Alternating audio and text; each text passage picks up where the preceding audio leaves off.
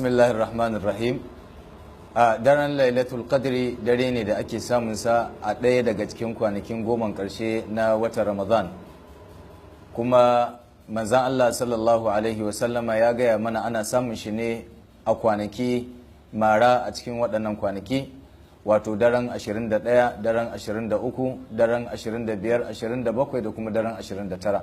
Lailatul qadri yana da matukar muhimmanci saboda Allah ta'ala ya bayyana mana a cikin alkur'ani cewa dukkan wanda ya yi ibada a daren lailatul qadri Allah ta'ala zai ninka masa lada fiye da wanda ya yi ibada a dare dubu. Faɗin Allah ta'ala lailatul qadri khairun min alfi shahr, ma'ana ibada a wannan dare ya fi fifiko da daraja fiye da wanda ya yi ibada a dare dubu. Za a ba da lada ninkin ba ninkin ga wanda ya tsaya ibada a wannan dare.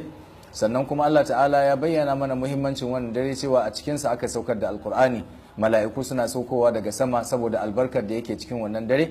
Kuma Allah ya ce salamun hiya hatta matla'il fajr, akwai albarka da aminci a wannan dare har alfajir ya keto.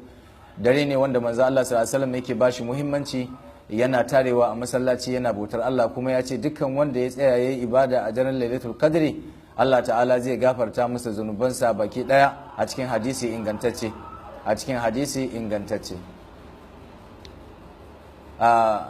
Daren lailatul qadri kamar yadda aka yi bayani, abin da ake so mutum ya aikata a ciki mafi muhimmanci shine ya tsaya ya bauta wa Allah, ya yi sallah, ya karanta alkur'ani, ya ambaci Allah, ya zikiri, saboda faɗin manzon Allah sallallahu alaihi wasallam man qama lailatul qadri imanan wa ihtisaban ghufira lahu ma taqaddama min dhanbihi, cewa dukkan wanda ya tsaya daren lailatul qadri ya bauta wa Allah za a gafarta masa dukkan abin da ya gabata na zunubansa.